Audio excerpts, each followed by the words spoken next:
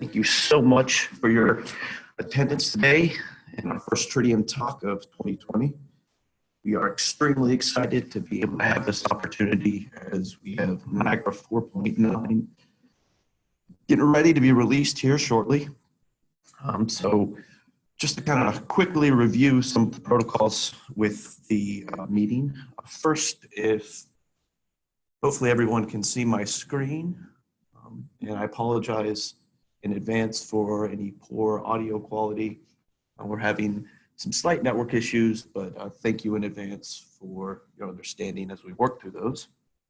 So just a couple ground rules as we start.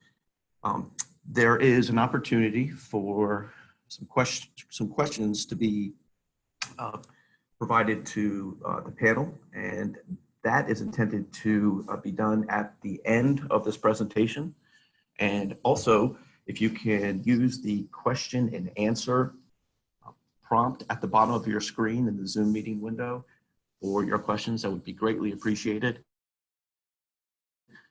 And we will do our best to ensure that every question is in the end that we have time. We'll be able to address some of those questions offline. So thank you again for working through this with us. Additionally, this Tridium Talk will be recorded and it will be stored on the Tridium.com website under the events tab. So if you're interested in taking a look at this later on down the road, or if you wanted to share it with another colleague, please feel free, and that's where it will be located. Without further ado, my name is Stephen Holicky. I'm a product manager here at Tridium. And on the call with me, I have Eric Anderson, who is a fantastically talented software engineer who played a very vital role in producing this feature that we're extremely excited about. And more specifically, this Tridium Talk is about enhanced graphics with tag-based visualization. So before we dig into that, I kind of wanted to give you guys a sneak peek of what's to come for Niagara 4.9. So we've got a whole host of features that we're very excited about. And they kind of revolve around a high bucket, or call them 5 key buckets. And it's going to be visualization, deployment, security, connectivity, and then certification and compliance. Now, obviously, we'll be talking about the tag-based graphics in this Tridium Talk, but another visualization element that we added in 4.9 are some key video framework and driver updates. Now, previously, video was not available in the core framework as it depended upon the use of applets just to be able to be viewed. Now we actually have that in the core. In addition, we have some edge tool updates. Also very excited about now having Edge 10 A support for IOR 34s, so you can connect up to 2. So that's certainly a great product that you might be able to utilize. On the security front, we introduced SAML with Niagara serving as an IDP for 4.9. So in previous releases, we did introduce SAML, but now you can utilize Niagara as the IDP, which we know will certainly excite some customers who aren't really willing to go through the IT hoops to set up their own IDP service. In addition, we have incorporated some MQTT authentication with the JSON toolkit into 4.9, so that it's certainly something that I think that will excite some folks. And then outside of the certification and compliance, we have expanded support for some database operating systems and browsers. So just not to get into that too much, but I just wanted to kind of loosely touch on those items. We also are planning on doing some subsequent Tridium Talks on some of the items here. And so if you are interested in seeing those, just pay attention to some emails because we are expecting to host a meeting on that here shortly. So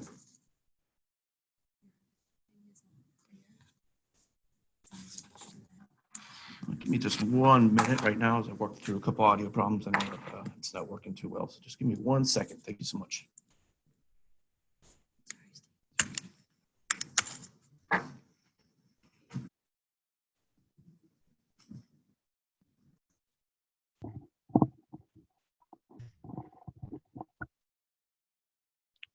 All right, hopefully that addresses some of those audio problems, and I apologize in advance for that. So while we're all here, it's for tag-based graphics. Now, I think the fundamental question is say, well, why? Why were tag-based graphics just now being incorporated into 4.9?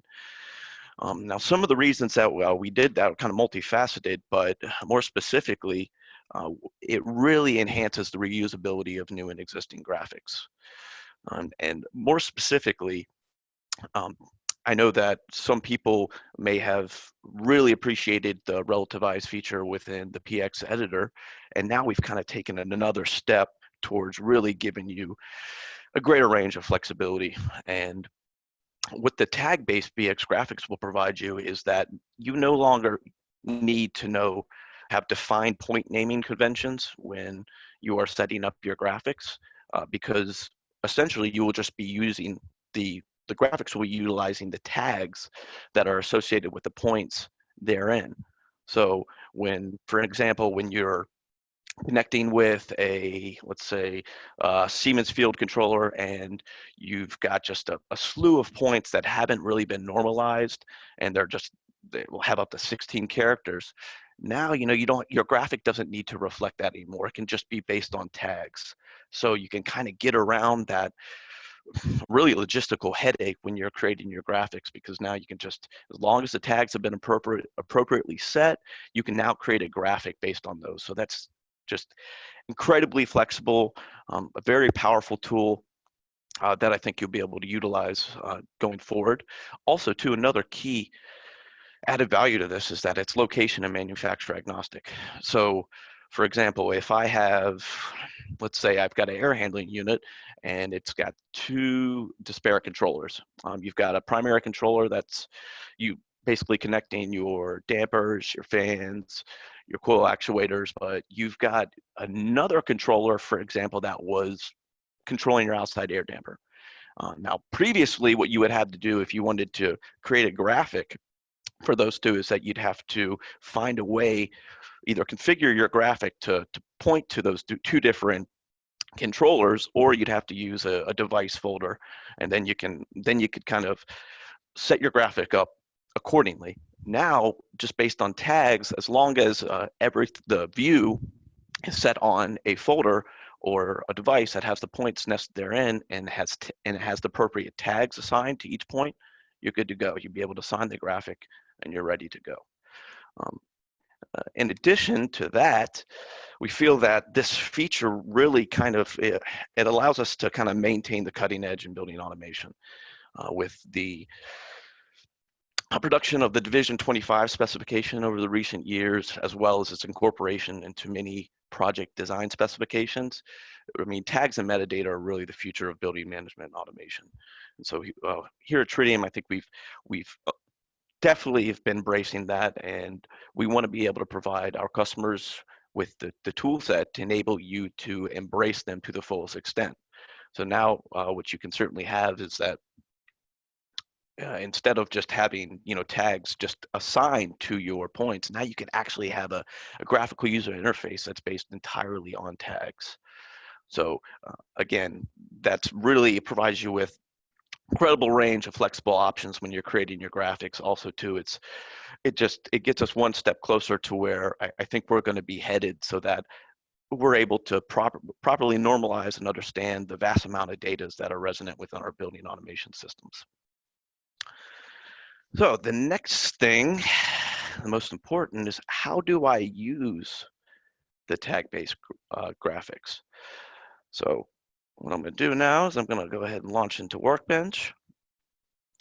So what I'm going to first show you is we have a standard called a single JACE site, or you have a single supervisor on site that are connected to what's called a BACnet, LAN network, what have you. What we have typically, or we have now, is, for example, here's a graphic. Now this graphic has been done in the traditional fashion, or the way that we've been making graphics in Niagara for many years. So if I just open up the PX editor, you'll see, for example, in the bounds or dialog, that you've got the same pretty much slot, and then directed to the point. Of course, this ORD would change according to the the necessary configuration of your station, but this is kind of typical. This is, what you're used to seeing. Now, what we have is we have the same graphic as you can see here, but if you look at the ORDs, it is a completely different syntax. It's a completely kind of different paradigm. And what it's utilizing is utilizing NEQL, which is the Niagara Entity Query Language that many of our customers are probably used to seeing insofar as it's a extremely powerful tool to search your system for tags or components that have certain tags, for example. And what you're seeing on this particular one is it's using, not to go into too much depth because we want to make sure we're just covering kind of the high set of features on this. But as you can see, it's using an inbound equip ref relation where there's a HS cool and a HS stage marker. So what it's doing is that this ORD is going to be traversing through this folder, and upon traversing through the folder, it's going to be looking through that folder for any components that fit this criteria right here. So that's kind of the way it's set up. And what it kind of gives you the ability to do is, obviously you can, if I wanted to, I could edit this query here or this ORD according to my needs, but this kind of shows you the nature or the format and the syntax that's required for a NEQL ORD. Now, one thing I want to kind of review just very briefly is one thing we introduced is, as you guys know, we have the relativized ORDs function within the bounds ORD dialog. Now we have introduced a NEQualize ORDs function. Now what this does is it allows you as a customer to be able to take a direct or relative ORD and be able to convert that into a NEQL based ORD. Now, in order to do that, you have to ensure obviously that you have tags assigned to each point or component under your view. So if the tags aren't there, obviously this is not going to work. But we just wanted to ensure that we put that out there. This is dependent entirely upon your use of tags. And what the relativized feature allows you to do here, and the reason why you're seeing everything grayed out is because it's already been converted to a NEQL based ORD. If you want to look right here, this kind of gives you an idea. If you look at the path, this was the original ORD that was utilized before this graphic was transferred to a NEQL based ORD. So it kind of gives you an idea, for example, for slot discharge air fan command.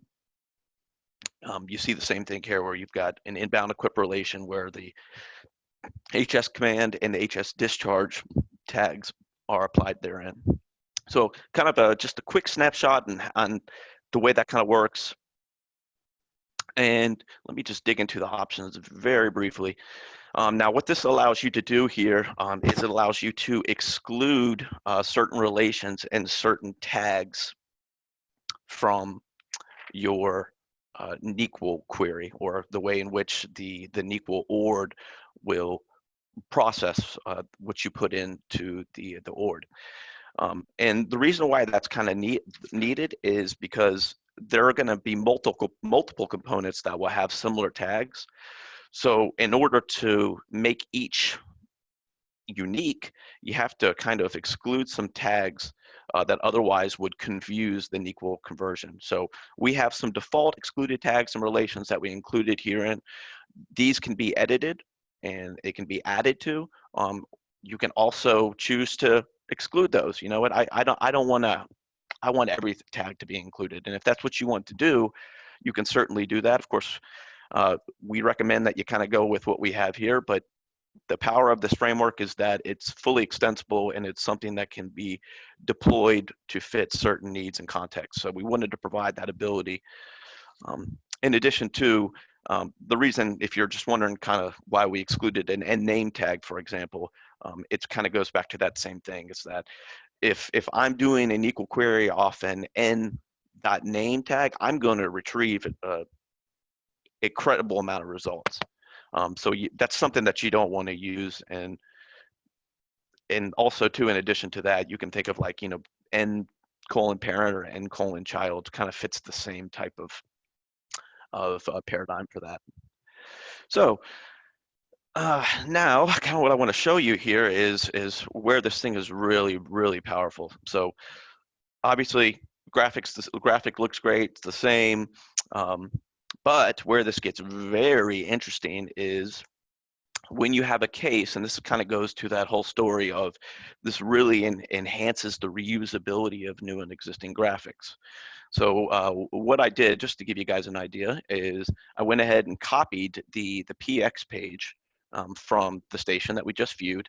And what I wanted to do is I wanted to put it into a supervisor that's got, for example, a couple of JSONs connected. So for example, let's look at this first one. This is A202.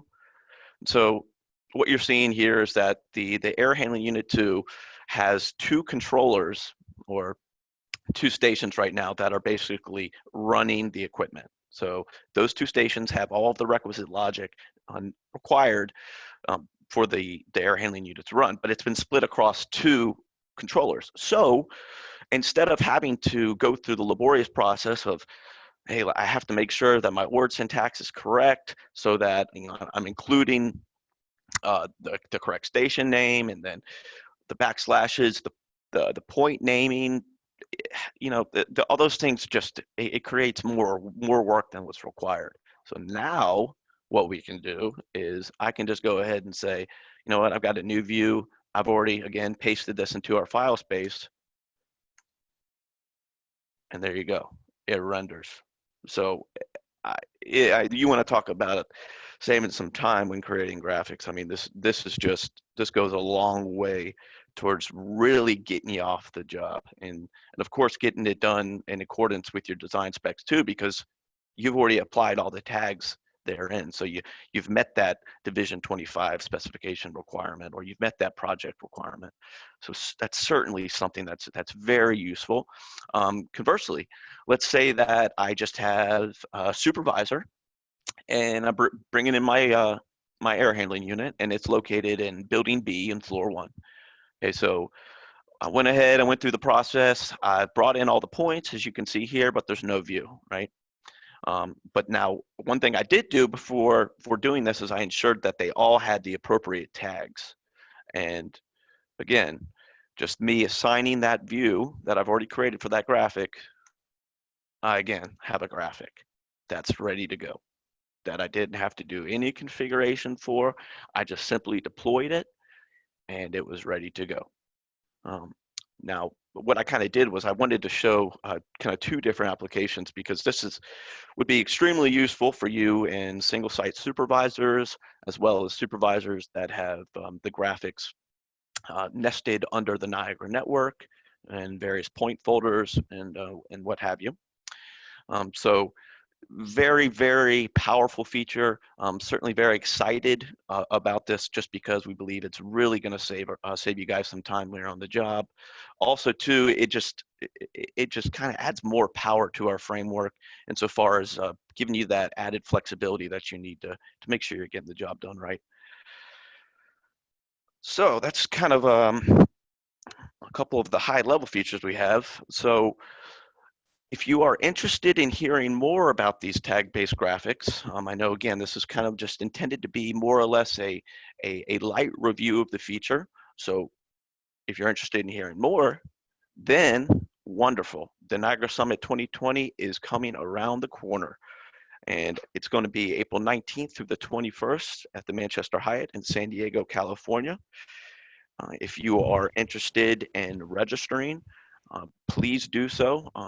And please do so as quickly as you can, because we want to ensure that each and every person receives a spot.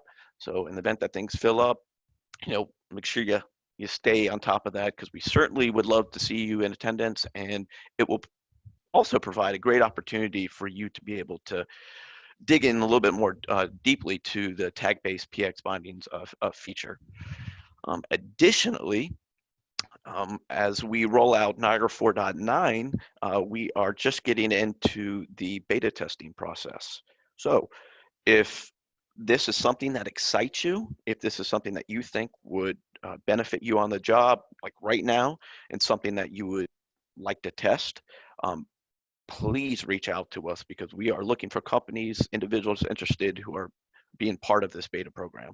So if you are indeed interested, please email Tridium beta test at tridium.com for that request, and we will be able to follow through with that as quickly as possible to ensure that you're able to do some beta testing. And without any further discussion, I think what we'll go ahead and do is we will open this up to some questions and answers.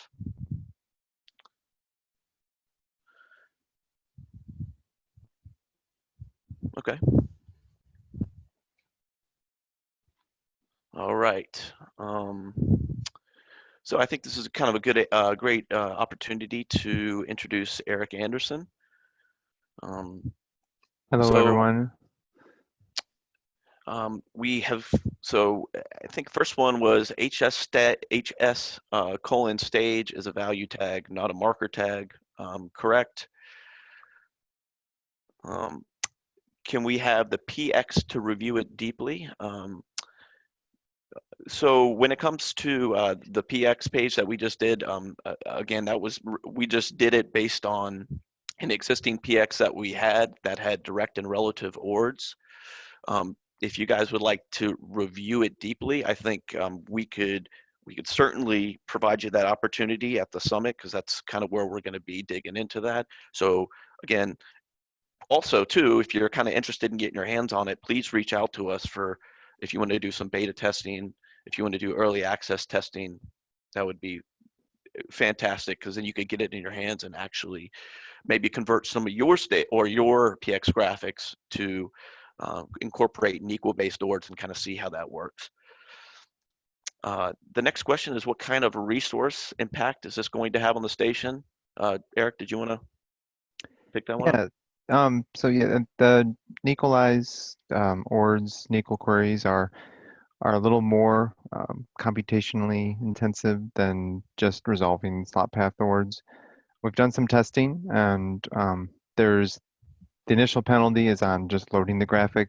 Once the graphic's loaded, a normal subscription happens, and that will have the same performance as regular subscription. So that initial load time is where you'll feel the impact of resolving those NeQua queries.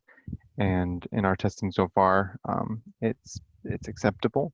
It's going to depend on your station. It's going to depend on how much is going on. Also, the graphics that we were showing were based on direct tags.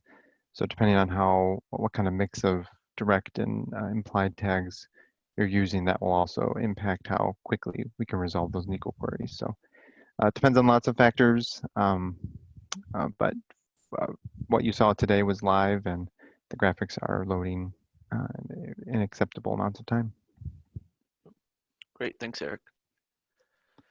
All right, I saw a question about the estimated release date for 4.9. We're targeting that for sometime late May, early May, late April, early May for 2020. So just kind of stay on top of your email announcements, as we will ensure that we barrage your email accounts with as many marketing announcements as we can, because we just want to make sure that you guys have the opportunity to kind of digest what we are releasing in 4.9, as well as just so you can provide the adequate time to kind of get into it. Here's I think a good question, Eric. He said, we had a participant ask, what happens if the NeQua ORD matches more than one point based on the tag? Yeah, right now it will, there's no indication of that. So it will pick the first one that it found. So if you get 5 results, it's going to pick the first result. It's going to be important that the NeQua query is crafted so that it does match just one item. If it doesn't match anything, that will result in an unresolved exception, and we'll use the existing degrade behavior within the graphic, just as if you had a slot path that didn't resolve to a component, we'll be using the same thing in the graphic, so that you may just not something not visible, or maybe disabled based on how you've set up the graphic. Great, thank you, Eric. So we've had a couple of questions also online about kind of getting more information on this.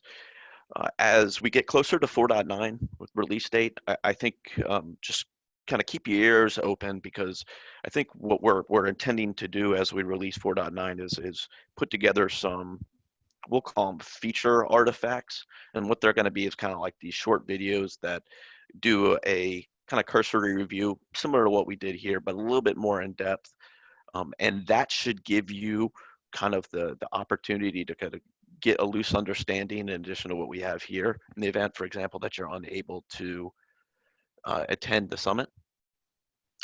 And again, just to make sure you guys know, this is only in 4.9. So this is not in 4.8. This is new feature 4.9 we're very excited about. One thing that we did see, I think a really good question that came from Philip is, do the tag-based graphics make use of a new equal select statement that is similar to the old BQL select statement? Eric? A couple of things. So you can use, there's two flavors of NQL. There's select queries and traverse queries. Today we showed traverse queries, which use a relation to get to endpoints and then execute a select on those endpoints. You can also use NQL select queries, which would just look at the descendants of a component and query all of those descendants for their tags and tag values. So yeah, so those are the two flavors there. In BQL, maybe this is answering your question. In BQL, you can provide like a select star, select, and you can provide information there for what tags you want to have returned. That's not supported in NQL, so we're not making use of that in NQL-based PX bindings. Yeah, thanks, Eric. So again, we had another question on the responsiveness compared to the bound ords, as well as some of its potential impacts on resource load. Eric, I think you guys saw it in Workbench. You saw the direct relative ord graphic. You saw the tag-based graphic, nearly identical loading times. So we are not anticipating a extensive load on the CPU as a result of incorporating this feature into 4.9. All right, let's look at a couple more. I think we have time for maybe one or two more. So let me dig through here a little bit more.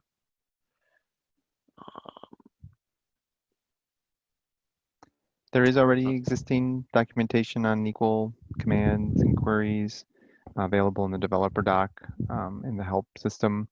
So that is there, and we anticipate having tag presentations at the summit during developer day and also in the technical tracks.